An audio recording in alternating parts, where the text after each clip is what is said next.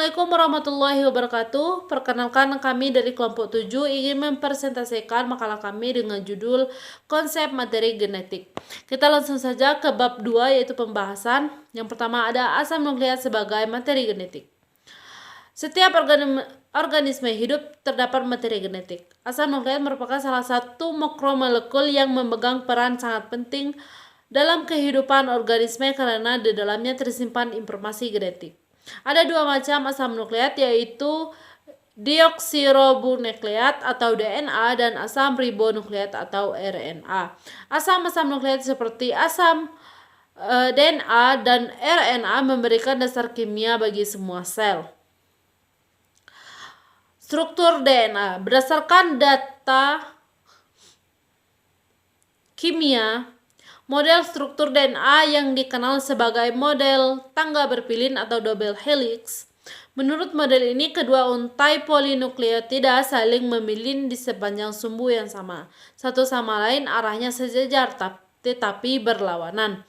Seperti contoh, basa-basa nitrogen menghadap ke arah dalam sumbu dan terjadi ikatan hidrogen antara basa A pada satu untai dan basa T pada untai lainnya. Begitu pula basa G pada satu untai selalu berpasangan dengan basa C pada untai lainnya melalui ikatan hidrogen.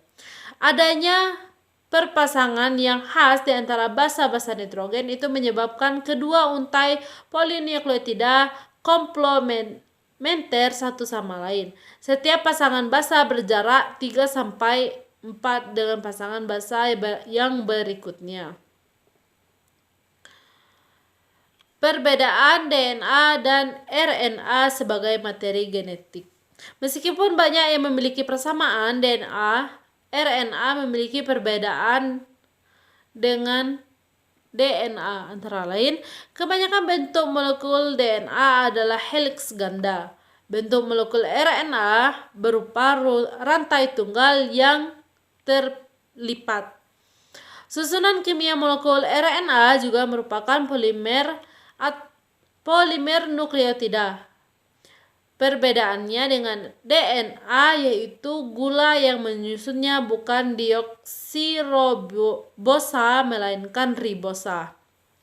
RNA mengandung basa adenin, guanin, dan sitosinin seperti DNA tetapi tidak mengandung timin. Sebagai gantinya, RNA mengandung urasil. Jumlah guanin dalam molekul RNA tidak perlu sama dengan sitosin, demikian pula jumlah adenin tidak perlu sama dengan urasin. Kemudian ada fungsi materi genetik.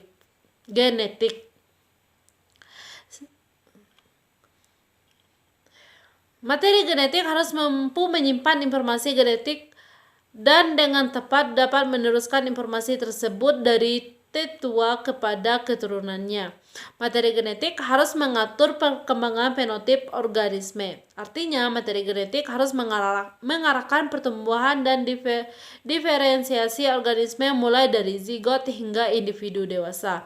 Fungsi ini merupakan fungsi fenotifik yang dilaksanakan melalui ekspresi gen. Materi genetik sewaktu-waktu harus dapat mengalami perubahan sehingga organisme yang bersangkutan akan mampu beradaptasi dengan kondisi lingkungan yang berubah. Kemudian kromosom pada seluruh kelompok makhluk hidup. Yang pertama ada kromosom dan struktur kromosom pada kelompok aseseluler.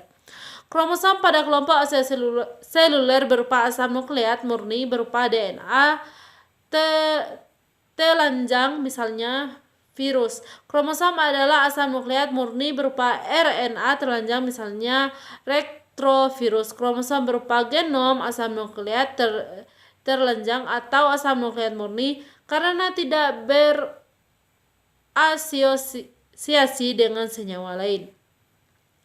Struktur kromosom pada virus adalah kromosom tersusun atas DNA telanjang tanpa bergabung dengan senyawa lain seperti protein dan sebagainya. Kemudian ada kromosom pada kelompok prokariotik. Kromosom pada kelompok prakaryotik berupa molekul DNA yang bergabung dengan protein tertentu, bukan histon, yang disebut juga dengan nukleoid. Nukleoid digambarkan sebagai molekul yang terlanjang tanpa protein dan tidak memiliki morfologi yang kompleks seperti pada materi genetik eukariotik.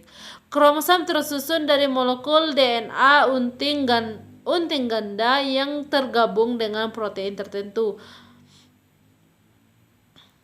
Kromosom E. coli mempunyai keliling sebesar 1,6 mm, sedangkan sel E. coli itu sendiri 1,0 dikali 2,0.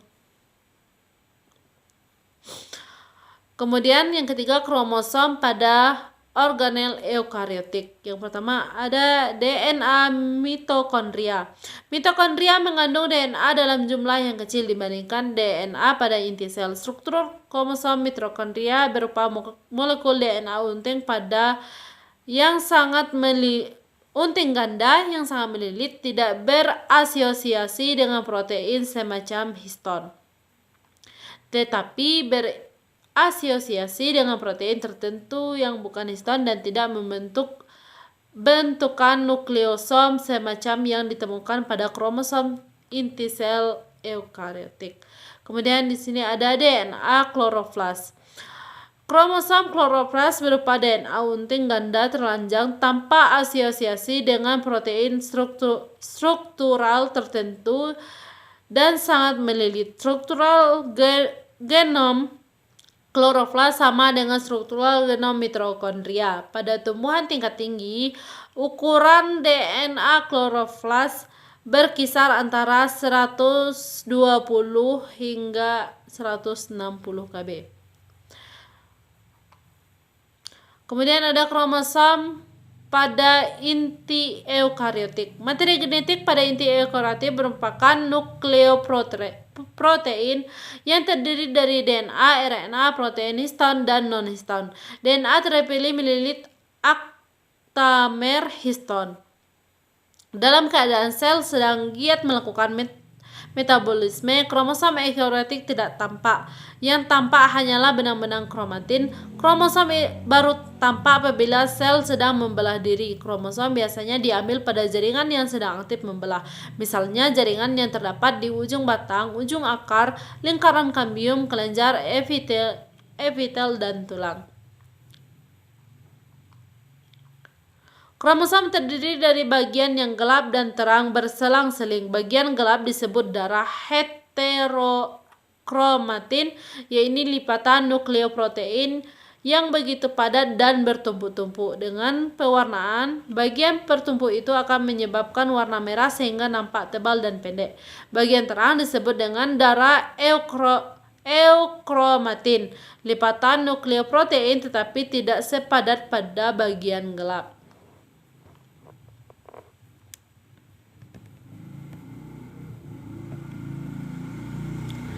Demikianlah presentasi dari kelompok 7. Lebih dan kurang kami mohon maaf dan kami akhiri dengan wassalamualaikum warahmatullahi wabarakatuh.